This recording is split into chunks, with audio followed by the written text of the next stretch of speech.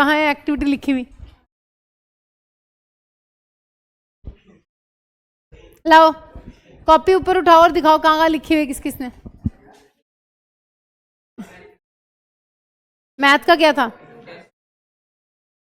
Math से कब है टेस्ट? आज टेस्ट है। और तुम्हारा मेगा टेस्ट है 11 तारीख को। हाँ जी लिख लो, वो बता रही हूँ। हाँ जी लिखो फटाफट, कहीं नोट कर लो, नोट कर लो, क्योंकि मेरी याद आ गया ना, मैं लिख के भी लाई हूँ। तुम ऐसे नहीं कि मेरे टेस्ट से याद आया है। ये देखो कट कट कट कट क्या है, लिखो। हाँ जी लिखो फटाफट।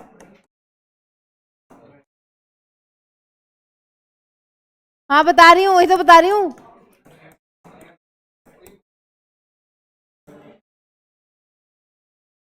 नहीं,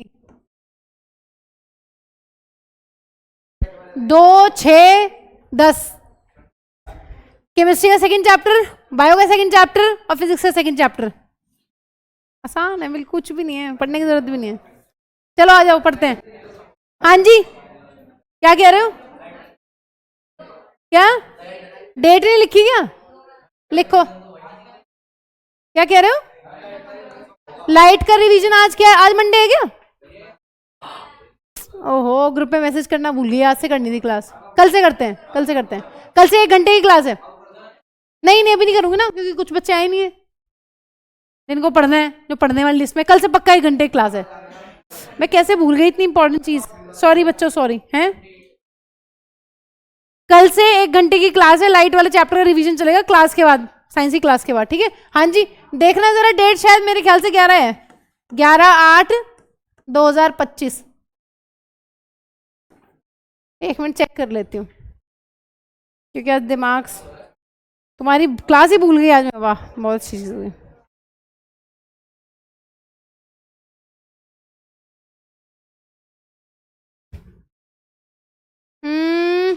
मंडे है, ठीक है ठीक है। और इससे पहले एक टेस्ट इसका हो जाएगा हल्का फुल्का सा। ये चैप्टर वैसे भी 3-4 नंबर के आता है, ज्यादा आता नहीं है ये और लाइट वाला चैप्टर मिला के 16 नंबर के आते हैं। तो 10 या 11 नंबर का लाइट आ जाता है, तो ये 4-5 नंबर का आता है। तो इसको पढ़ लेना एक बार, पहले इसका टेस्ट ले लूंगी, फिर एक बार मेगा टेस्ट ले लूंगी। चलो आ जाओ, ठीक है आओ जरा।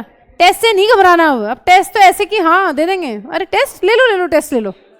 पढ़ा दूं? नहीं मैम टेस्ट ले लो, आप पढ़ाओ मत, ठीक है ऐसे हो जाना चाहिए। आओ जल्दी, लिख लिया सबने? नोट कर लिया?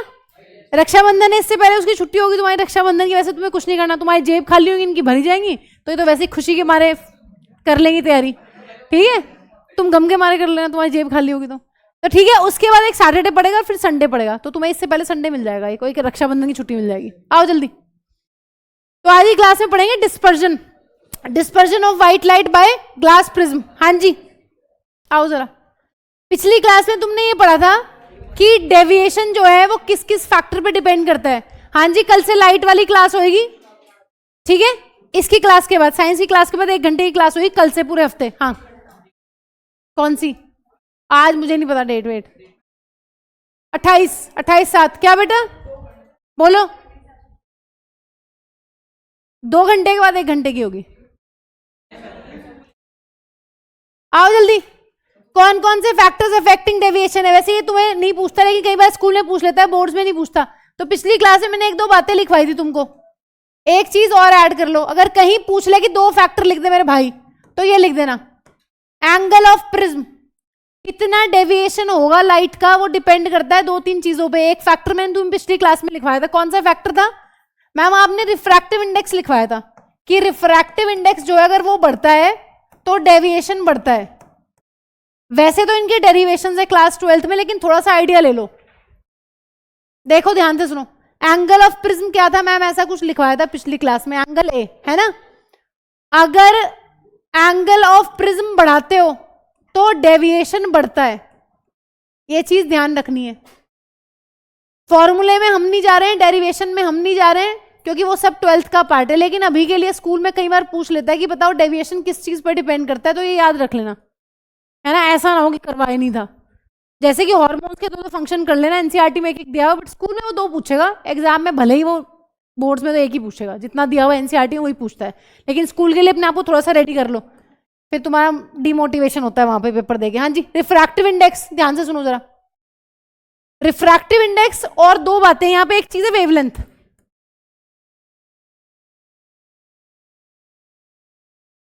ठीक है, ध्यान से सुनो, डेविएशन कैसे है।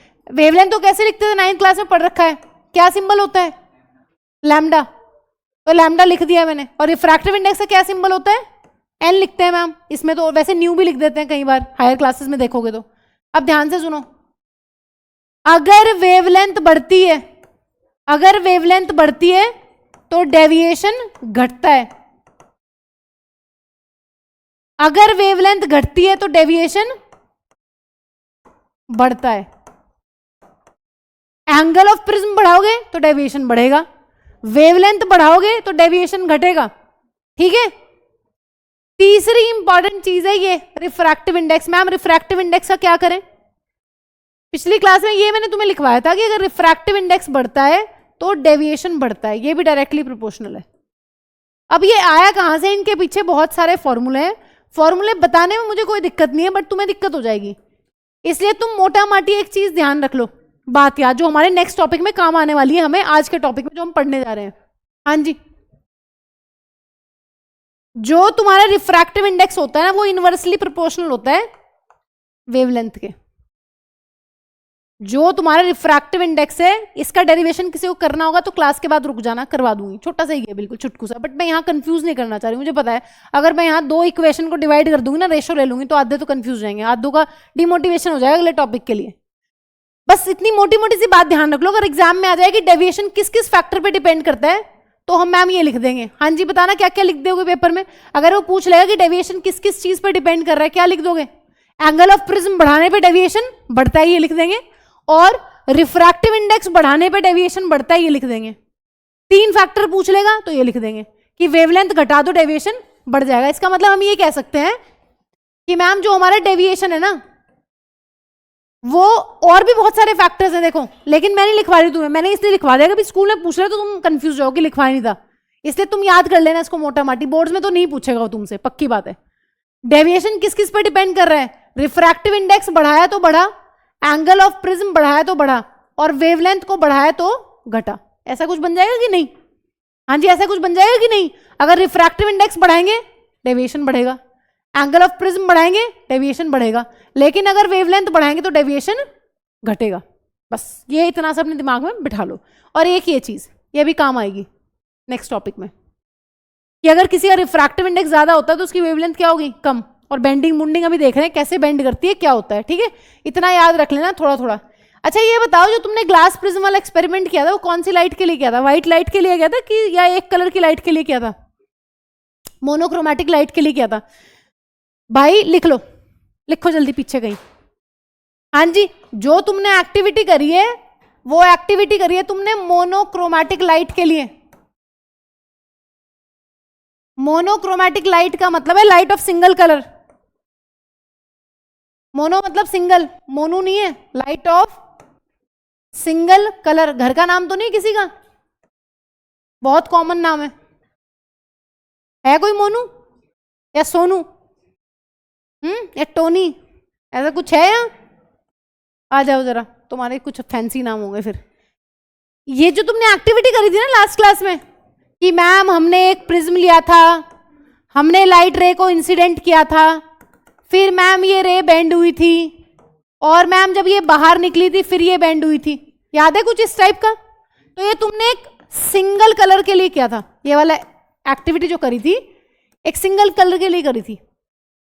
अब आओ अपने नेक्स्ट टॉपिक पे, जिसमें सिंगल कलर नहीं, जिसमें व्हाइट लाइट को यूज कर रहे हैं हम लोग। हाँ जी, ध्यान से सुनो जरा, क्या है, बहुत इंपॉर्टेंट है, 3 मार्क्स में आता है, जब भी पेपर में आता है 2 टॉपिक इकट्ठे आते हैं।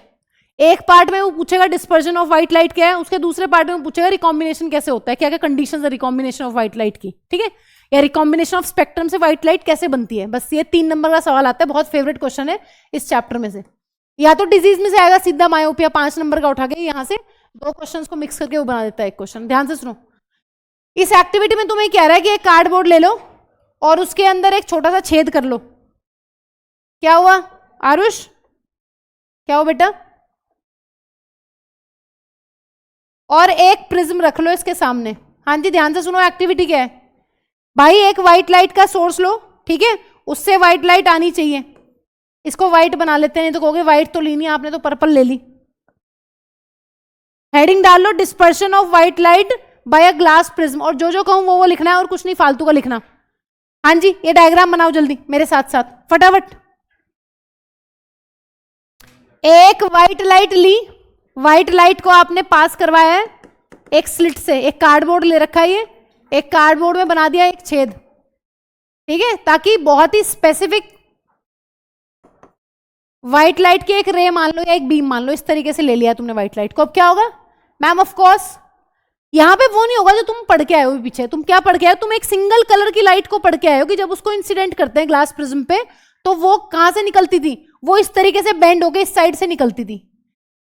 यहां क्या होगा ध्यान से सुनो, व्हाइट लाइट में कितने कलर्स होते हैं? हाँ जी, व्हाइट लाइट में तुम्हें पता है 7 कलर्स हैं। कौन कौन से? VIBGYOR, violet, indigo, green, yellow, orange, red, ये 7 कलर से मिलके व्हाइट लाइट बनी हुई है। कौन सी क्लास में पढ़ा था ये? एक न्यूटन का एक्सपेरिमेंट भी दे रखा था, या न्यूटन डिस्क पढ़ाई थी कहीं किसी क्लास में, 6th या 7th में पढ़ी थी न्यूटन डिस्क। कि एक डिस्क बनाओ, उस पर सारे कलर्स के पेपर चिपकाओ, violet, indigo, blue, green, orange, red, फिर दोबारा से चिपकाओ, फिर उसको गोल गोल घुमाओ, तो आपको कैसी दिखती है? वो आपको दिखती है व्हाइट कलर की, ठीक है, था तुम्हारी किसी क्लास में 6th या 7th में। व्हाइट लाइट में ये सारे कलर्स हैं। ये एयर में क्यों नहीं दिख रहे? क्योंकि मैम एयर में इन सारे कलर्स की जो सारी वेवलेंथ है ना, इनकी स्पीड सेम है। एयर के अंदर ये सारी की सारी जो कलर्स हैं, जो सारी की सारी वेवलेंथ है, इनकी स्पीड सेम है। कितनी स्पीड होती है हाँ जी एयर में लाइट की? 3 × 10⁻⁸ मीटर पर सेकेंड।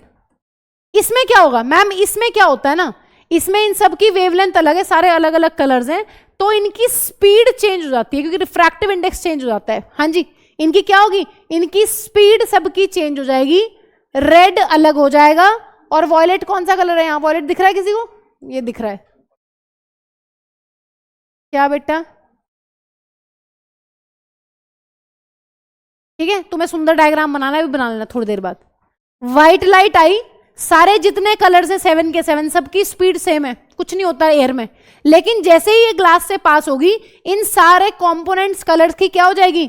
स्पीड जो है वो चेंज हो जाती है, सबकी अलग अलग स्पीड हो जाती है डिपेंडिंग ऑन रिफ्रैक्टिव इंडेक्स। मतलब क्या हुआ? क्यों हंसी आ रही है?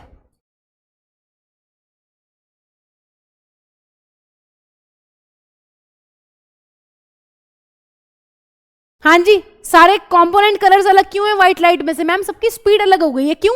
देखो हमें पता है, हमने पिछले साल ये पढ़ा था साउंड वाले चैप्टर में, थोड़ा सा वेव का कॉन्सेप्ट है यहाँ पर कि अलग अलग कलर्स हैं, अलग अलग कलर्स की अलग अलग वेवलेंथ है। अलग अलग वेवलेंथ जो है, मीडियम चेंज होने की वजह से इनकी स्पीड अलग अलग हो जाती है। मीडियम जैसे ही चेंज होगा स्पीड चेंजेस।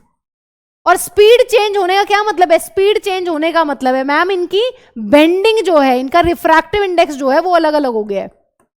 अभी मैं 1-2 फॉर्मूले भी तुम्हें बता दूंगी यहां पर कैसे ये चीज प्रूफ हुई है या कैसे आई है ये चीज, ठीक है। व्हाइट लाइट आई, जैसे ही मीडियम चेंज हुआ, सारे के सारे जो विबग्योर थे, सारे के सारे जो कलर्स थे, violet, indigo, blue, green, orange, red, वो सारे अलग अलग स्पीड की वजह से अलग अलग एंगल पे बेंड हुए हैं। बताना सबसे ज्यादा बेंडिंग किसकी दिख रही है? वॉयलेट। वॉयलेट सबसे ज्यादा बेंड होता है, सबसे ज्यादा। और रेड सबसे लीस्ट बेंड होता है। अच्छा ये बताना, अगर तुमसे कोई पूछ ले कि तुम खुद ही बता रहे हो कि मैम वॉयलेट की बेंडिंग जो है वो मैक्स है, हाईएस्ट है, इसकी वेवलेंथ क्या होगी?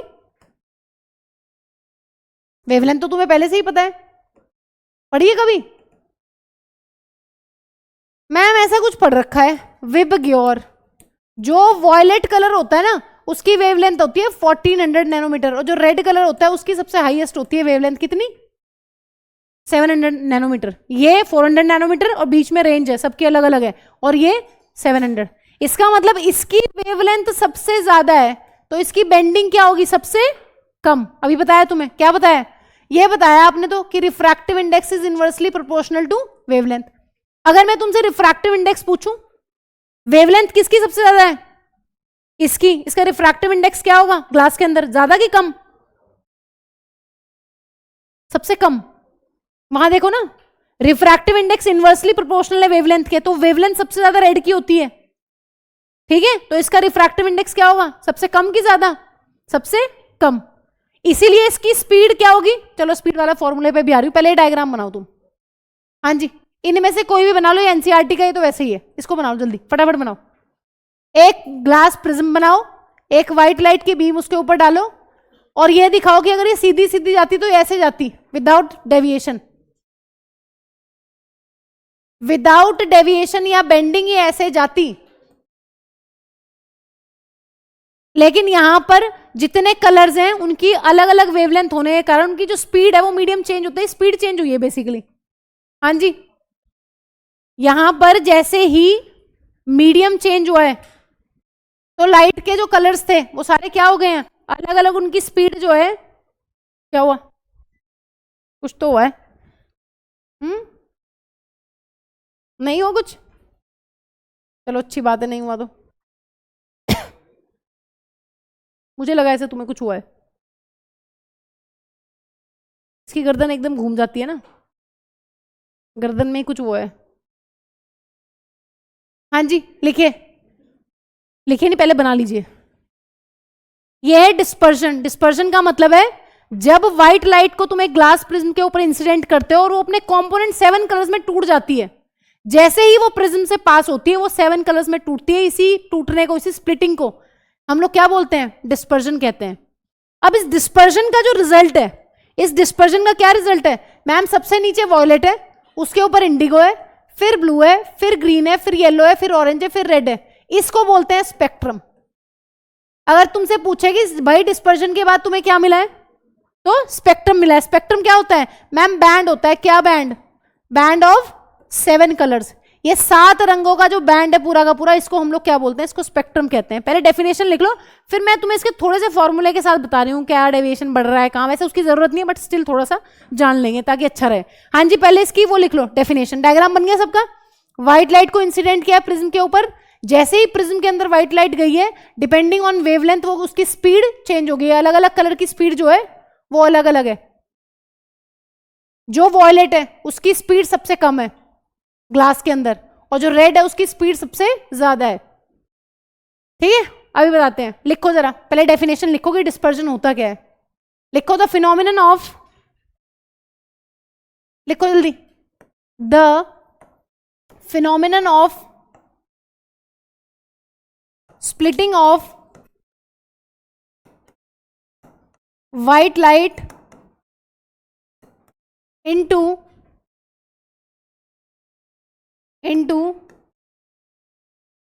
7 colors. The phenomenon of splitting of white light into 7 colors on passing through a prism, on passing through a prism is called dispersion of white light, is called dispersion of white light. White light का अपने 7 रंगों में टूट जाना, जो उसके constituent colours हैं 7, उनमें ब्रेक हो जाना, इसको क्या बोलते हैं, इसको क्या हुआ, कुछ बोल रहे हो, अच्छा, इसी को बोलते हैं डिस्पर्जन। हाँ जी लिख ले डिस्पर्जन की डेफिनेशन। डायग्राम बना लिया सबने, और डायग्राम ठीक तरीके से बनाना, ये नहीं पता नहीं चल रहा वॉयलेट कहाँ है, वॉयलेट कहाँ आएगा, वॉयलेट सबसे नीचे आएगा। क्यों आ रहा है सबसे नीचे, क्योंकि इसकी स्पीड सबसे कम है, मैं पढ़ा रही हूँ। हाँ जी, नेक्स्ट एक चीज लिखो, स्पेक्ट्रम क्या होता है, लिखो। हाँ जी, स्पेक्ट्रम लिखिए, the band of 7 colours, the band of 7 colours, the band of 7 colors obtained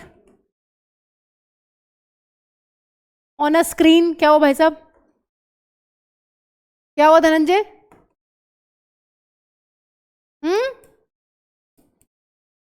after splitting of white light is called spectrum। 7 रंग जो मिले हैं डिस्पर्जन के बाद व्हाइट लाइट के, जो कॉन्स्टिट्यूएंट कलर्स है उनकी जो कंपोनेंट की स्पीड है वो अलग अलग हुई है ग्लास में जाने के बाद, उसी को हम लोग क्या बोल रहे हैं, उस बैंड को ही हम लोग बोल रहे हैं स्पेक्ट्रम। वॉयलेट सबसे नीचे आता है, याद रखना है, फिर इंडिगो, फिर ब्लू, फिर ग्रीन, फिर येलो, फिर ऑरेंज। हाँ जी, इसको हम लोग याद कर सकते हैं स्पेक्ट्रम को एक बहुत ही फेमस एक्रोनिम के साथ, शॉर्ट फॉर्म के साथ, क्या है, विबग्योर, सबको पता है ये। और ये चीज याद रखनी है, ये violet at the bottom and red at the top.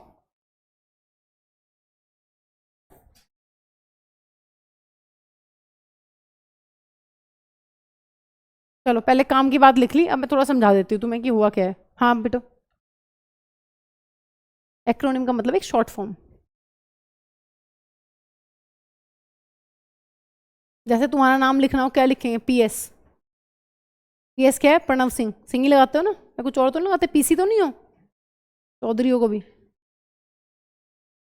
जैसे ये एसी है, आयुष्मान चौधरी, मैं एसआर हूँ, बस के मत लगा देना। ठीक है, मूवीज देखते हो तुम लोग?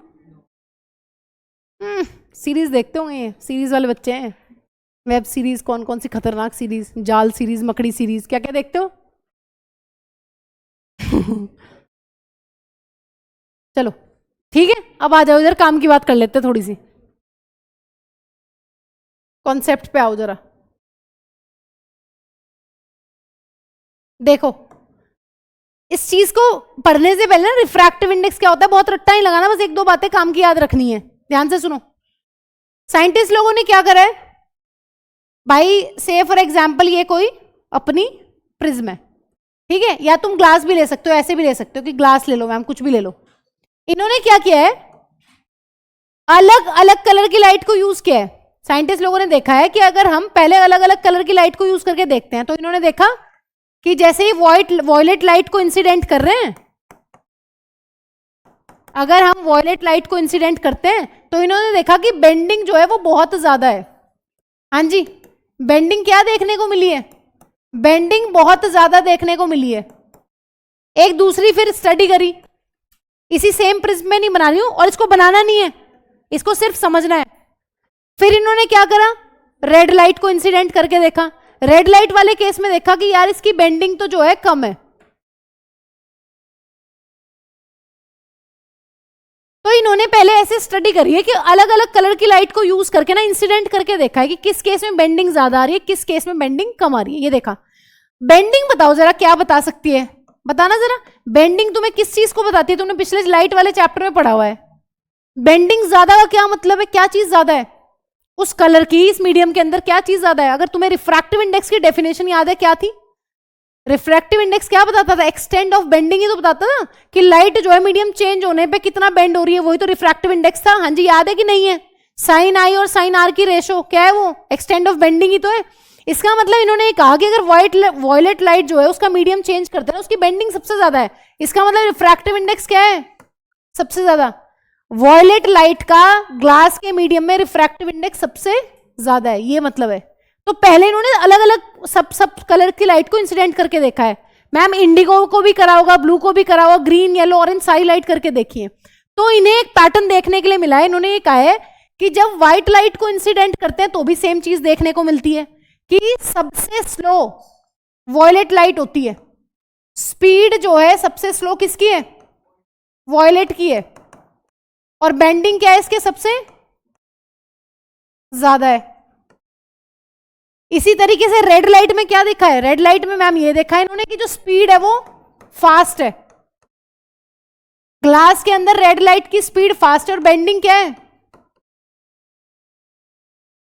लीस्ट है। तो इन्होंने ये बताया कि भाई जैसे ही व्हाइट लाइट को इंसिडेंट करते हैं ना ग्लास प्रिज्म के ऊपर, तो जो स्पीड है रेड की वो सबसे ज्यादा होती है, और सबसे कम स्पीड होती है किसकी, वॉयलेट की। इसलिए जो वॉयलेट है वो सबसे ज्यादा बेंड करता है, और सबसे लीस्ट बेंडिंग किसकी होती है, सबसे लीस्ट बेंडिंग होती है अपनी किसकी, बताओ, रेड की। स्पीड ज्यादा है उसकी। कौन कौन से फॉर्मूले यूज करने हैं, स्पीड का फॉर्मूला बता दो जरा एक बार, पिछले साल भी पढ़ के आए हो, बताना जरा स्पीड का क्या फॉर्मूला होता है वेवलेंथ और फ्रीक्वेंसी की टर्म्स में। पिछले साल पढ़ा था साउंड वाले चैप्टर में। Frequency into wavelength. अब ध्यान से सुनो, कई बार ये चीज बहुत कंफ्यूज करती है। इसको मैम एस लिख लें, लिख लो, स्पीड ही लिख लो। फ्रीक्वेंसी का क्या सिंबल होता था? 9th क्लास पढ़ी है तुमने। और वेवलेंथ लैम्डा, याद है कुछ कुछ? अब ध्यान से सुनो, जब भी लाइट का मीडियम चेंज होता है, किसी भी कलर की लाइट हो, जब मीडियम चेंज होता है ना, फ्रीक्वेंसी कभी नहीं बदलती। व्हेन मीडियम चेंजेस, ये आ जाएगा एमसीक्यू में कहीं, और ये एनसीईआरटी में कहीं नहीं लिखा हुआ, स्कूल में आएगा, बोर्ड्स में नहीं आएगा। Frequency remain same. हाँ जी, क्यों? वैसे मुझे ये नहीं पढ़ाना चाहिए इस टॉपिक में, बट थोड़ा सा तुम्हें रटना कम पड़ेगा, इसलिए पढ़ा रही हूं। तो तुम्हें एक क्वेश्चन भी आ जाता है। तुम्हें एक चीज पता चल गई है कि जो वेवलेंथ है किसी कलर की, वो डायरेक्टली प्रोपोर्शनल है किसके? स्पीड के। इस फॉर्मूले को इसलिए बताया मैंने तुम्हें। पहली इंपॉर्टेंट चीज को कॉन्सेप्ट में कहीं लिख लो, कॉन्सेप्ट बना के लिख लो। डेफिनेशन आएगी तुम्हें पेपर में, क्या आएगा? डिस्पर्जन की डेफिनेशन आएगी, डिस्पर्जन का डायग्राम आएगा, तुम्हें स्पेक्ट्रम की डेफिनेशन आएगी। इसको कॉन्सेप्ट करके ये फॉर्मूले नोट कर लो ताकि रटने ना पड़े। हाँ, एक बार देख लेंगे, काम बन जाएगा। ध्यान से सुनो, ये फॉर्मूला क्या बताता है? ये बता रहा है कि जिसकी वेवलेंथ ज्यादा है उसकी स्पीड ज्यादा है। क्यों? क्योंकि मैंने तुम्हें एक चीज बता दी है कि भैया frequency remains the same. Frequency क्यों सेम रहती है? क्योंकि frequency is the property of source. Medium change कर लो, कोई फर्क नहीं पड़ेगा फ्रीक्वेंसी पे, लेकिन मीडियम चेंज करोगे तो वेवलेंथ चेंज होगी तो स्पीड चेंज हो जाएगी। इसका मतलब जिसकी वेवलेंथ ज्यादा उसकी स्पीड भी ज्यादा। सबसे ज्यादा वेवलेंथ किसकी है? रेड की है या वॉयलेट की है? हाँ जी, लिख लो कहीं पे अगर नहीं नोट किया है। विबग्योर 400 नैनोमीटर वॉयलेट की है और इसकी है 700 नैनोमीटर। तो सबसे ज्यादा किसकी है वेवलेंथ? रेड की। तो रेड की ही स्पीड सबसे ज्यादा होगी। तो इस फॉर्मूले से क्या चीज पता चली है? अगर तुम्हें एक स्टेटमेंट आ जाए पेपर में कि जब लाइट अपने किसी भी कलर की लाइट जो है वो मीडियम को चेंज करती है, तो फ्रीक्वेंसी कभी चेंज नहीं होती, वो सोर्स पे डिपेंड करती है। सोर्स मतलब जहां से साउंड प्रोड्यूस हो रही है। ठीक है, ये पिछले साल पढ़ रखा है वैसे हमने, अगर थोड़ा आसान हो जाता अगर तुम्हें साउंड वाला थोड़ा सा भी याद है तो। हाँ जी, बस ये याद रख लो, यहां से बहुत ज्यादा कंफ्यूज होने की जरूरत नहीं है कि अगर वेवलेंथ ज्यादा है तो स्पीड ज्यादा है, वो इस फॉर्मूले से याद हो जाएगा। Frequency remains the same, medium change होता है तो फ्रीक्वेंसी पे कोई फर्क नहीं पड़ता। हाँ जी, अब एक दूसरा फॉर्मूला है, वैसे उसका डेरिवेशन है, बट डेरिवेशन करने की जरूरत नहीं है, मैं सीधा फॉर्मूला बता रही हूं तुम्हें क्या है। Refractive index is inversely proportional to wavelength. है तो वैसे आसानी, लेकिन करवाऊंगी तो कंफ्यूज हो जाओगे। एक चीज ये याद रखनी है। अब बताओ जरा, अगर मैं तुम्हें कहूं कि बेटा रेड लाइट है, रेड कलर है, वेवलेंथ बताना कैसी है? यही सवाल पूछा जाएगा एमसीक्यू में जो मैं तुम्हें करवा रही हूं। बताओ जल्दी, रेड कलर की वेवलेंथ बताओ कितनी है? हाई की लो? मैम सबसे ज्यादा हाई है। इसका रिफ्रैक्टिव इंडेक्स बताना क्या होगा? ये लिखा हुआ है तुम्हारे सामने ऊपर ही।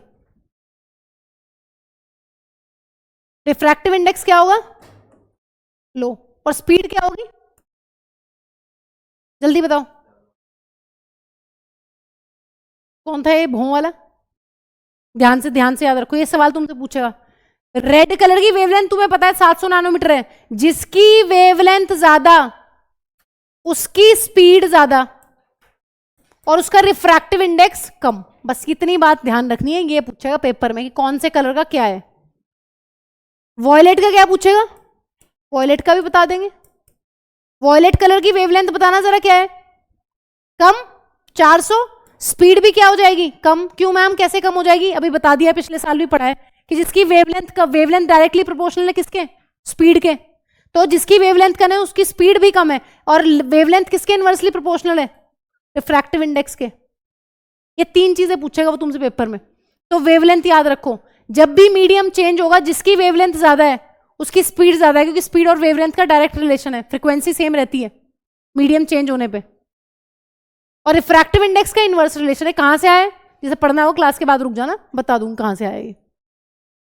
को रुकेगा तो है नहीं कोई, क्योंकि ये 12th में है डेरिवेशन। रुक जाना, 12th में एक बहुत बड़ा सा फॉर्मूला है इस चीज के लिए, बट अभी नहीं। 12th में अपनी पूरी वो निकाल लेना, दिल की मर्यादाएं, मुरियाद क्या बोलते हैं उसको, इच्छाएं, सब पढ़ लेना फिजिक्स। लेकिन वहां तक तुम्हारा सारा खत्म हो जाएगा जोश। इसलिए 11th ढंग से पढ़ लेना, क्योंकि जो 11th ढंग से पढ़ लेता है वो फिर भी 12th में थोड़ा बहुत कुछ कर लेगा, और जो 11th ही नहीं पढ़ेगा वो कुछ नहीं करेगा। हाँ जी, अब आओ जरा, ये याद रखना है, ध्यान से सुनो, ये तुमने पढ़ लिया है, अलग कलर अलग वेवलेंथ, अलग कलर अलग वेवलेंथ, और वेवलेंथ अलग तो क्या चीज अलग, बताना जरा। वेवलेंथ किस पे डिपेंडेंट है, वेवलेंथ कौन डिसाइड करता है वेवलेंथ को, क्या होगा, डायरेक्ट रिलेशन किसके साथ है, स्पीड के साथ। अलग कलर की लाइट, उसकी अलग वेवलेंथ, उसकी स्पीड अलग, अलग मीडियम में, और स्पीड अलग या वेवलेंथ अलग तो रिफ्रैक्टिव इंडेक्स भी क्या होगा, अलग। और ये एमसीक्यू है बहुत इंपॉर्टेंट, कि जो रेड लाइट होती है उसकी सबसे ज्यादा वेवलेंथ है, और सबसे ज्यादा वेवलेंथ का मतलब है उसका रिफ्रैक्टिव इंडेक्स क्या लिखा है आरुष, कम की ज्यादा, जिसकी वेवलेंथ ज्यादा उसकी स्पीड ज्यादा, लेकिन वेवलेंथ इनवर्स रिलेशन में रिफ्रैक्टिव इंडेक्स के साथ, जिसका रिफ्रैक्टिव इंडेक्स कम उसका क्या होगा, हाँ ये तो ठीक है, वेवलेंथ ज्यादा रिफ्रैक्टिव इंडेक्स कम, और बेंडिंग कम की ज्यादा। रिफ्रैक्टिव इंडेक्स किस चीज को डिसाइड करता है अहिल, बेंडिंग, तो जिसका रिफ्रैक्टिव इंडेक्स कम है उसकी बेंडिंग कम होगी कि ज्यादा होगी, कम होगी। इसलिए तुम देख रहे हो रेड कैसे निकल रहा है, ध्यान से सुनो, ये व्हाइट लाइट, व्हाइट ही बनाती हूं उसको बार बार, देखो व्हाइट है ये, और रेड कैसे जा रही है, यहां से जा रही है, और वॉयलेट कहां से जा रही है, देखना जरा, बताना जरा किसकी बेंडिंग ज्यादा है और किसकी कम है। ये देखो, जाना ऐसे था, किसकी कम बेंडिंग हुई है, रेड की, तो यही बता रही हूं 1 घंटे से, जिसकी वेवलेंथ ज्यादा उसकी दूसरे मीडियम में स्पीड ज्यादा, और जिसकी वेवलेंथ ज्यादा उसकी रिफ्रैक्टिव इंडेक्स क्या होगा, कम। रिफ्रैक्टिव इंडेक्स कम होने का मतलब है उसकी बेंडिंग कम है, ये मतलब है। देखो रेड की बेंडिंग कितनी कम है, और इसकी बेंडिंग देखो कितनी ज्यादा है, वॉयलेट वाले की। तो यही तो आएगा पेपर में, बस ये कॉन्सेप्ट है इसका पीछे का, कि वेवलेंथ, रिफ्रैक्टिव इंडेक्स और स्पीड का क्या लेना देना है। मतलब ये है कि जैसे ही व्हाइट लाइट का मीडियम चेंज होगा, व्हाइट लाइट अपने कॉन्स्टिट्यूएंट कलर्स में ब्रेक हो जाती है। क्यों ब्रेक होती है, क्योंकि मैम उन जो वेवलेंथ है ना, अलग अलग वेवलेंथ है, जब वो एयर में चलती है सारी की सारी व्हाइट लाइट बना के, तो उनकी स्पीड पे फर्क नहीं पड़ता। लेकिन जैसे ही वो मीडियम चेंज होगा तो वेवलेंथ के अकॉर्डिंग उनकी स्पीड चेंज हो जाती है। क्योंकि अभी तुमने एक चीज, इसलिए मैंने ये फॉर्मूला पढ़ाया तुम्हें, कि स्पीड जो है वो वेवलेंथ पे डिपेंड करती है। अगर वेवलेंथ अलग अलग हो गई ना, जितने अलग अलग कलर्स हैं उनकी अलग अलग वेवलेंथ है, तो उनकी स्पीड भी क्या हो जाएगी, किसी मीडियम में अलग हो जाएगी। और इसलिए दूसरी इंपॉर्टेंट चीज बता दी है कि जो वेवलेंथ है वो इनवर्सली प्रोपोर्शनल है रिफ्रैक्टिव इंडेक्स के। तो ये बात बहुत इंपॉर्टेंट है, दोबारा से सुनो बात, आरुष बताएगा। आरुष, सबसे ज्यादा वेवलेंथ किसकी है, बताओ सबसे ज्यादा वेवलेंथ किसकी है।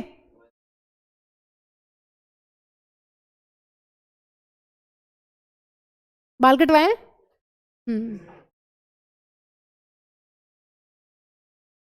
थोड़ा सा दिमाग तो नहीं, सेरिब्रम तो नहीं काट लिया बाल काटने वाले ने। हाँ जी, ये बताएगा विभोर, काफी सीरियस है आज विभोर।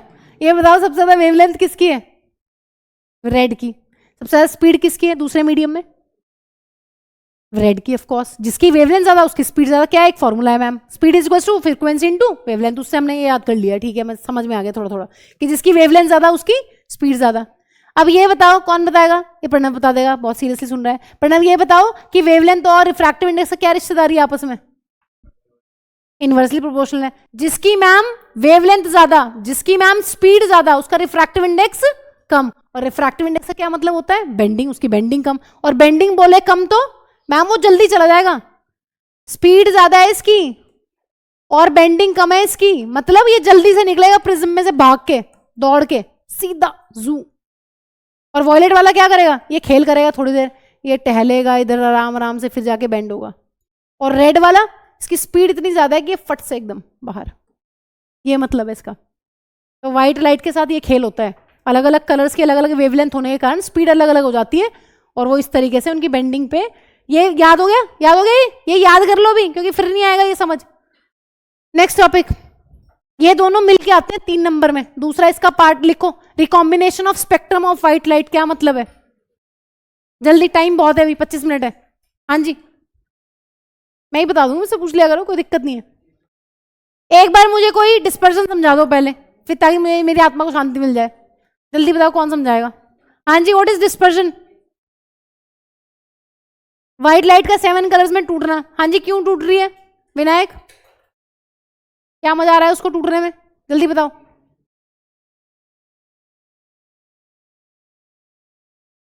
एक मीडियम से जैसे ही व्हाइट लाइट दूसरे मीडियम में जा रही है तो उसके साथ दिक्कत क्या आ रही है? मैम जैसे ही वो एयर में थी कोई दिक्कत नहीं थी, एयर में सारे के सातों कलर जो है वो सेम स्पीड से ट्रैवल कर रहे हैं, 3 × 10⁸ लेकिन जैसे ही एयर से दूसरा मीडियम कोई आएगा तो गड़बड़ हो जाएगी। क्या गड़बड़ होती है मैम? क्या हो जाती है? स्प्लिट हो जाते हैं। क्यों? स्पीड चेंज होती है, medium change, speed change. Wavelength तो पहले से ही अलग अलग होती है 7 कलर्स की, तो डिपेंडिंग ऑन द वेवलेंथ, जिसकी वेवलेंथ ज्यादा उसकी स्पीड ज्यादा, और जिसकी स्पीड ज्यादा उसका रिफ्रैक्टिव इंडेक्स कम। रिफ्रैक्टिव इंडेक्स कम का मतलब है उसकी बेंडिंग कम है, तो वो बहुत तेजी से बाहर निकल जाएगी, रेड वाली। और सबसे कम वेवलेंथ किसकी है? वॉयलेट की। उसकी स्पीड क्या होगी? सबसे कम।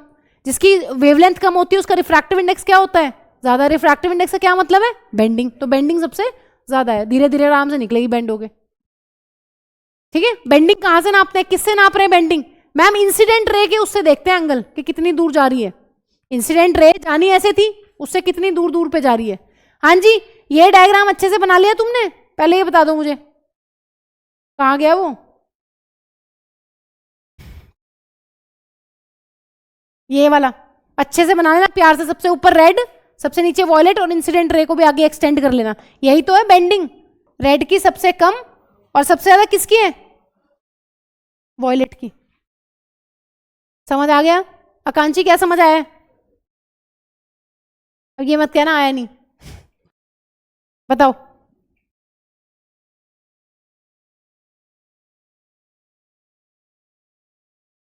बताओ डिस्पर्जन क्या है?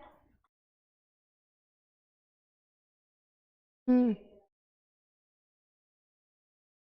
अलग हो जाते हैं। 7 कलर्स कॉम्पोनेंट कलर्स हैं जो स्पेक्ट्रम है वो सेपरेट हो जाते हैं सारे कलर्स। हाँ जी, क्यों सेपरेट हो रहे हैं दीक्षा? हे भगवान, जल्दी बताओ। स्पीड अलग अलग क्यों होती है अहिल? नहीं, स्पीड अलग अलग क्यों है? हाँ वो स्पीड तो मैं, वेवलेंथ अलग है ना, सारे कलर्स की वेवलेंथ अलग है। जिसकी वेवलेंथ सबसे कम उसकी स्पीड सबसे कम और बेंडिंग सबसे ज्यादा। ठीक है, बस ये याद रखना है। चलो आ जाओ जरा। देखो ये सारे कॉन्सेप्ट किसके हैं? डिस्पर्जन का कॉन्सेप्ट किसने दिया है? आइजैक न्यूटन, उन्हीं का कॉन्सेप्ट है ये। ठीक है, अब ध्यान से सुनो। इन्होंने पहले तो 7 कलर देख लेने, पता चल गया कि चलो भाई व्हाइट लाइट में मेरे 7 कलर है। ठीक है, इन्होंने सोचा क्या पता और कलर्स हो, तो इन्होंने प्रिज्म को बहुत अलग अलग तरीके से पहले एक्सपेरिमेंट करके देखे। बहुत सारे एक्सपेरिमेंट्स करें कि भाई अगर मैं 2 प्रिज्म ऐसे रख दूं एक साथ तो क्या होगा। तो उनको इसमें तो कुछ मिला नहीं ऐसा सरप्राइजिंग, इसमें एक सरप्राइजिंग चीज मिली।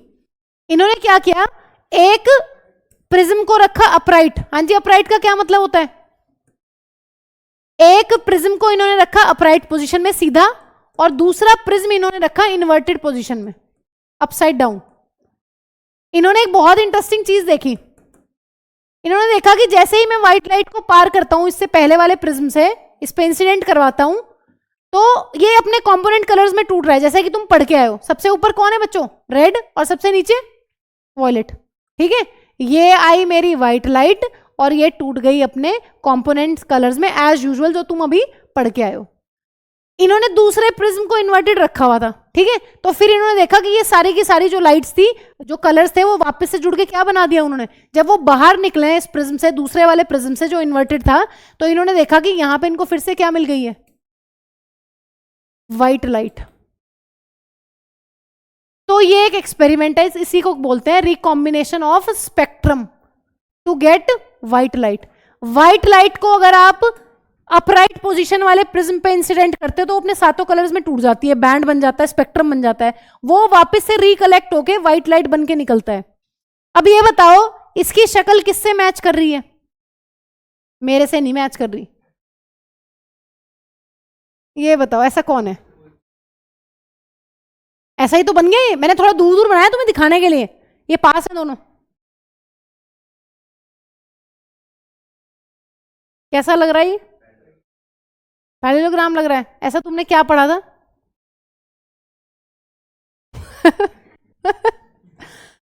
पैरेलल साइड वाला और कौन पढ़ा है तुमने? हाँ जी, पैरेलल साइड वाला क्या पढ़ के आए हो पीछे पिछले चैप्टर में?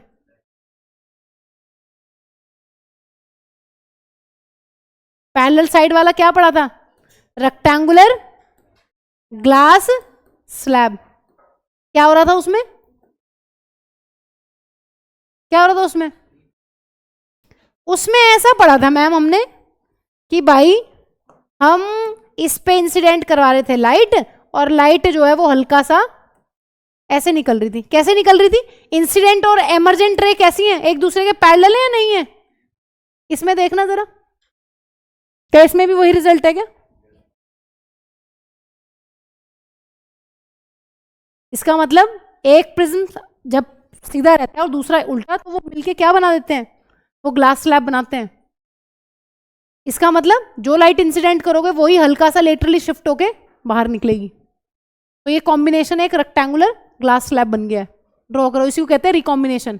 कि लाइट को एक प्रिज्म से आपने सातों रंगों में तोड़ दिया है, और दूसरे प्रिज्म को अगर इन्वर्ट रख दोगे वो सारे जुड़ के फिर से क्या बना देते हैं?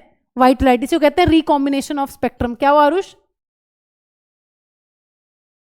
चलो पहले ये बनाओ। अच्छा, वैसे भी देखूंगी मेरा को क्या कर रहा है ये। और कल से पक्का क्लास होगी। अगर मैंने मैसेज ना करा तो ग्रुप में तुम मैसेज कर देना कि मैम क्लास का मैसेज कर दो। करो जल्दी, बनाओ इसको फटाफट। क्या? हाँ फोन कर देना। क्या है? किसके लिए पर्ची ला दे मुझे? मेरे लिए क्या?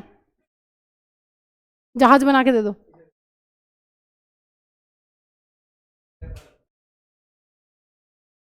ऐसे लेटर आज तक पढ़ा नहीं है, चलो, लेकिन खुश नसीब मेरा। किसके लिए? कुछ उल्टा सीधा तो लिखा हो।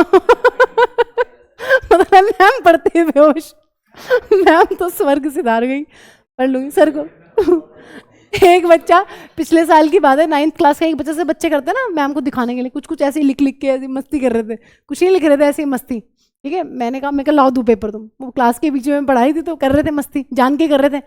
तो एक दूसरे को फेंके ऐसे, एक दूसरे के ऊपर ऊपर लिख लिख के, कुछ नहीं ABCD लिख के हैं। लास्ट में मैंने कहा मुझे दो मुझे बहुत गुस्सा आ गया। मैंने कहा क्या डिस्टर्ब कर रहे हो क्लास को? और डरते डरते, मैम नहीं मत लो ना। मैम ऐसे एक्टिंग ऐसे करी पूरी जैसे कि पता नहीं क्या लिख रखा होगा। मैंने कहा दो मुझे। मैंने कहा आज तुम्हारे घर फोन करती हूँ, तुम्हें घर दिखाती हूँ। मैम प्लीज मत लो। मैंने फिर छीन लिया उनसे। मैंने कहा मुझे दो। देखा तो एक पे A लिखा हुआ है, दूसरे पे B, तीसरे पे C और D, और खेल रहे थे। उन्हें लग रहा था कि मैम मत पकड़ो। मुझे लग रहा था इनका आज तो ये पकड़े गए, आज तो इनकी घर जाके इतनी पिटाई होगी ना, याद रखेंगे। अब ABCD में कौन पिटाई करता हूँ? वो पढ़ लूंगी मैं, वो पेपर है शायद, लिखा हुआ पढ़ लूंगी। प्रिंटेड है क्या? लेटर प्रिंटेड लेके घूमते हो? हाँ जी, इसको बनाओ। This is recombination of spectrum. Spectrum का रिकॉम्बिनेशन हुआ है, लाइट का व्हाइट लाइट का मत कर देना भाई। पहले तुमने स्पेक्ट्रम बनाया, ये बन गया स्पेक्ट्रम, फिर तुमने इसको रिकंबाइन करा है दूसरे इन्वर्टेड प्रिज्म से। तो तुमसे इस पे क्वेश्चन ही आता है कि बताओ रिकॉम्बिनेशन है क्या, और उसमें जो प्रिज्म की पोजीशन क्या रहती है? तो ये पोजीशन रहती है। MCQ भी बन सकता है। एक अपराइट पोजीशन में रहता है सीधा, और दूसरा इन्वर्टेड, और ये मिलके दोनों क्या बना रहे हैं? ये रेक्टेंगुलर ग्लास स्लैब बना रहे हैं। इसलिए जो तुम लाइट इंसिडेंट करोगे इसके ऊपर, वही हल्का सा लेटरली शिफ्ट होके निकलती है बाहर, जो इंसिडेंट लाइट है, और ये रही तुम्हारी एमरजेंट। ये दोनों एक दूसरे के पैरेलल हैं, बट लेटरली शिफ्ट, यहाँ लेटरल शिफ्ट या फिर लेटरल डिस्प्लेसमेंट देखने को मिलता है यहाँ पे। ये तुम्हें बता दिया है, लिख लो इसके बारे में। क्या हुआ? कान की बात, दोस्त से कान की बात। अच्छा जी, ये बताओ जरा, स्पेक्ट्रम में सबसे ऊपर कौन सा कलर होता है? पक्का? चलो ये तो तुमने करा ही दिया। फ्रीक्वेंसी याद रखना कि फ्रीक्वेंसी चेंज नहीं होती मीडियम चेंज होने पे। चलो ये लिखो फटाफट, एक चीज लिखो फटाफट, लिखो। आइजैक न्यूटन ट्राइड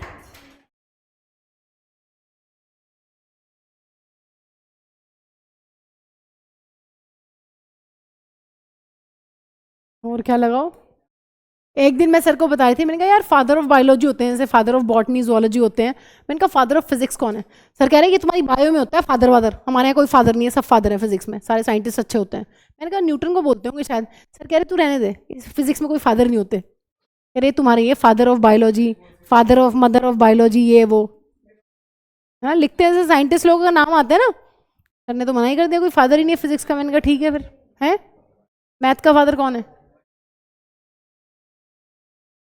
चलो लिखो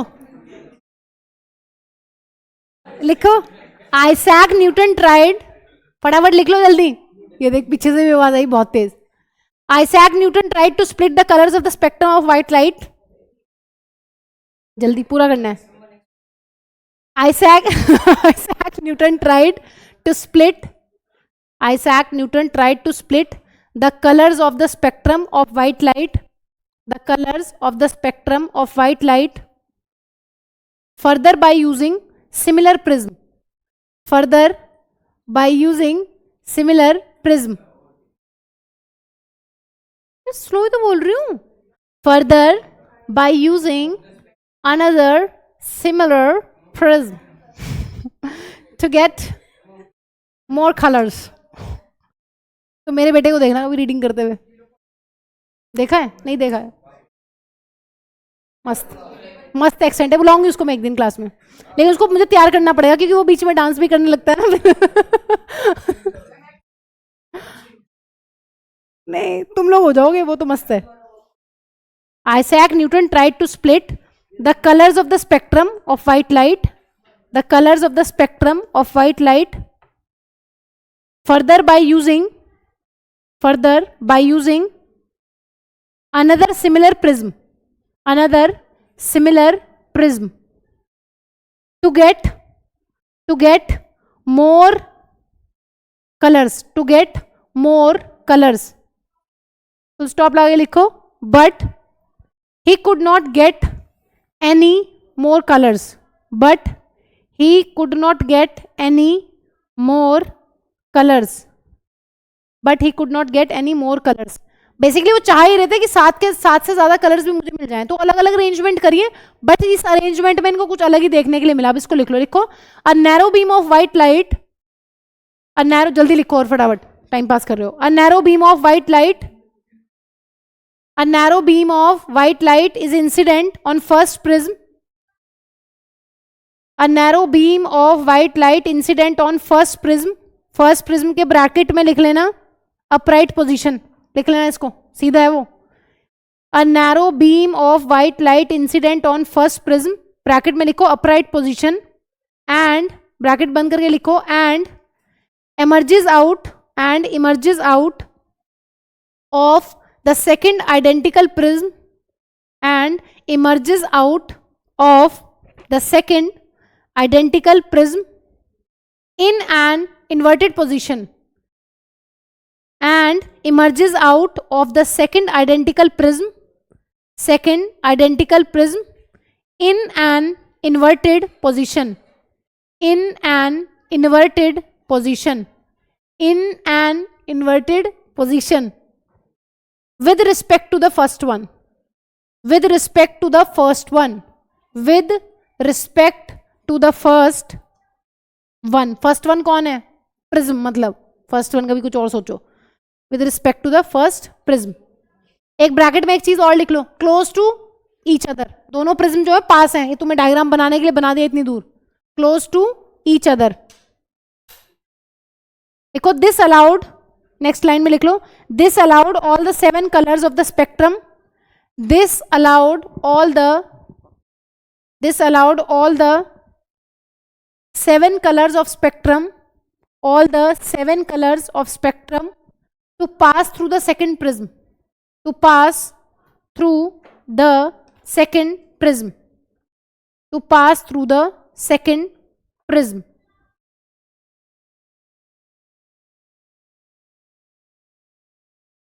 Because it was found that, next point बस last है, it was found that a beam of light, white, next point है इसी में, it was found that a beam of white light, it was found that a beam of white light emerged from other side of the second prism,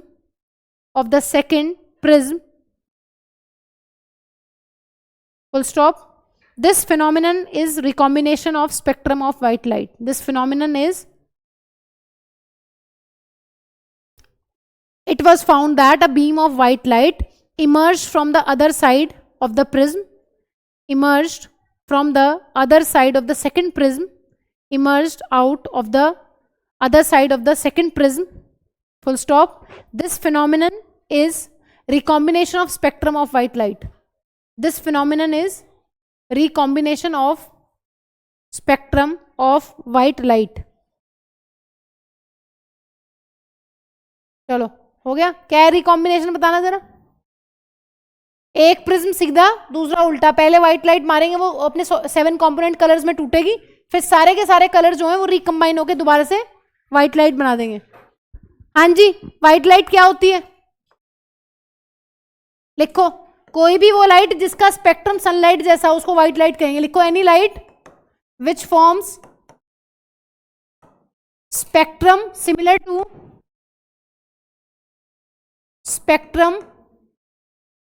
to sunlight,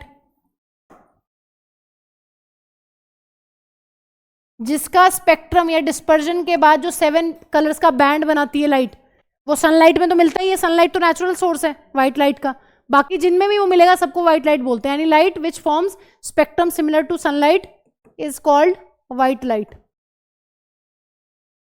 तो white light का natural source sunlight. अगर artificial source पूछ ले तो, हाँ जी, artificial source क्या क्या होते हैं, बल्ब और बस। ठीक है, अब आओ नेक्स्ट इंपॉर्टेंट टॉपिक पे। कुछ था ही नहीं उसमें तो। Any light which forms the spectrum similar to that of sunlight is called as white light. हाँ जी, नेक्स्ट इंपॉर्टेंट, बहुत इंपॉर्टेंट, रेनबो फॉर्मेशन। ध्यान से सुनो, रेनबो बनने के लिए 3 चीजें चाहिए। क्या क्या चाहिए, 3 चीजें। हाँ जी, क्या क्या 3 चीजें इंपॉर्टेंट है। सूरज चाहिए कि नहीं, नो मैम। हल्की हल्की बारिश की पानी की बूंदें चाहिए, है ना। अब बूंदों को गोल बना रहे हैं, एक बूंद थोड़ी सी बड़ी बना लेते हैं ताकि जो हम बताना चाह रहे हैं वो काम हमारा बन जाए। बनाओ, मेरे साथ ही बना लो, तुम बनाओ जल्दी। सन बना लो पहले। कहाँ बनाऊं, ये वाटर की ड्रॉप है, देख रहे हो कितनी बड़ी बनाई है। बंदे को छोटा सा बना लो। रुक जाओ 1 मिनट, मुझे इसके रंग ढंग ठीक नहीं लग रहे बने हुए।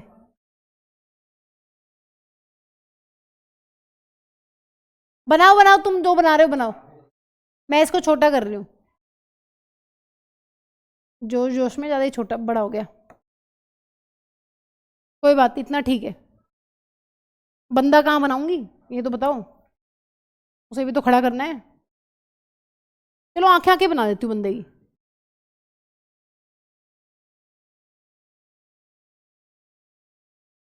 आओ देखो, 3 चीजें चाहिए रेनबो बनने के लिए। हाँ जी, 3 चीजें कौन है। एक तो मैम सनलाइट यानी कि व्हाइट लाइट। दूसरी चीज इंपॉर्टेंट चाहिए ma'am rain drops. Rain drops बहुत सारी हैं, हम एक से समझ लेते हैं पहले कॉन्सेप्ट, फिर बाद में देख लेंगे। ठीक है, रेन ड्रॉप्स होती तो वैसे हल्की सी प्रिज्म है, ये कैसे एक्ट करती हैं, एक्ट एज प्रिज्म। कैसी होती है रेन ड्रॉप की शेप, अगर ड्रॉप की शेप देखी हो कभी किसी एड वगैरह में, कैसी होती है। ऐसी गोल तो नहीं होती, हल्की सी ऐसी होती है मैम, है ना, ऐसा सा बनाते हैं ना। तीसरी चीज चाहिए तुम्हारी आंख, अगर आंख नहीं होगी तो भी रेनबो नहीं दिखेगा।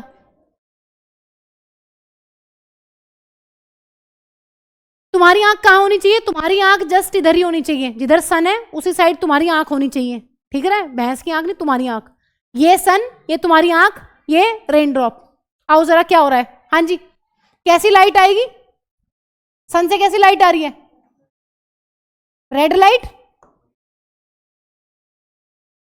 White light.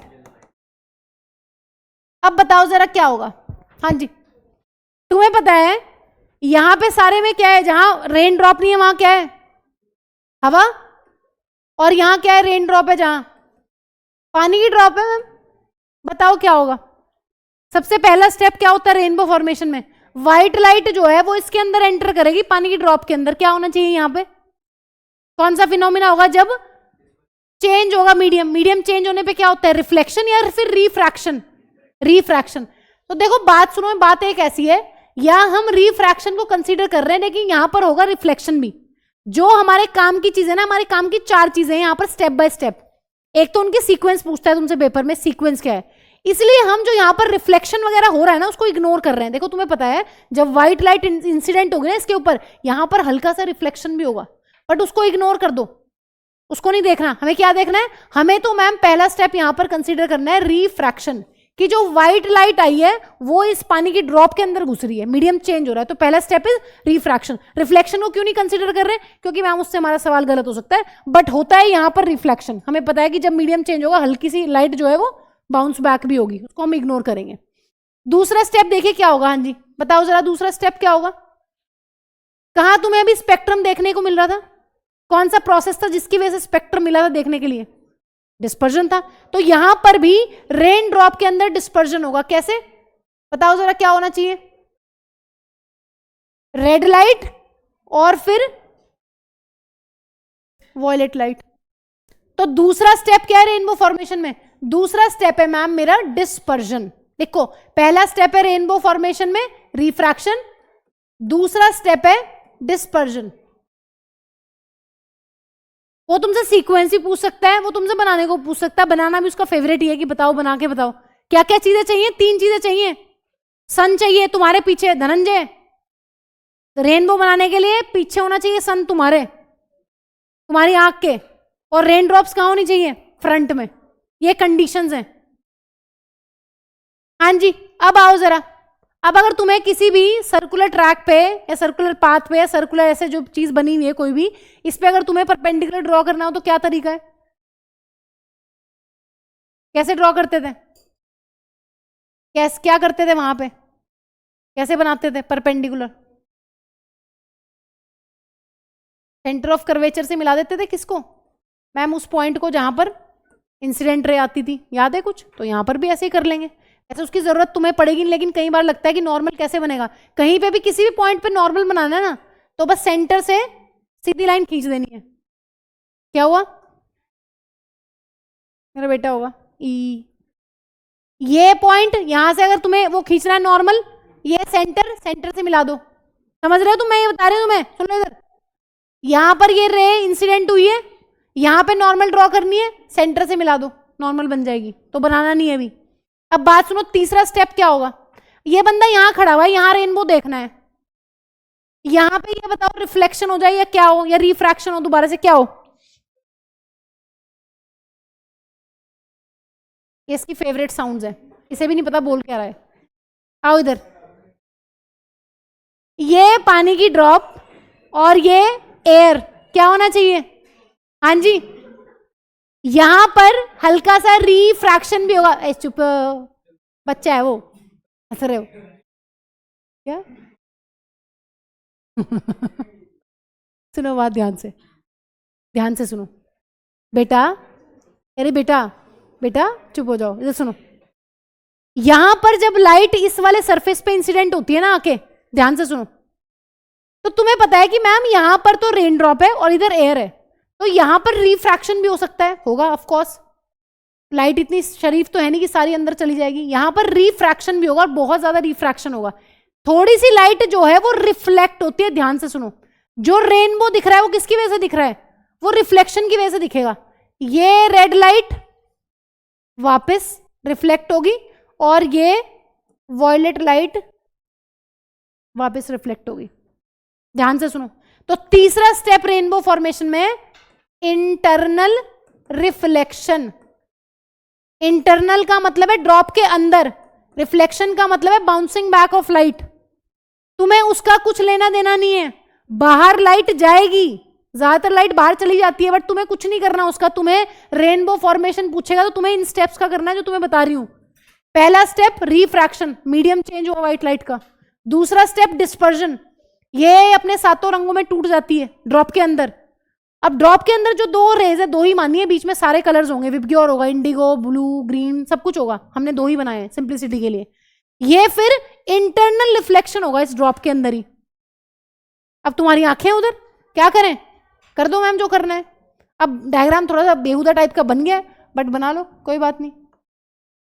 ये रेड, ये वॉयलेट और ये तुम्हारा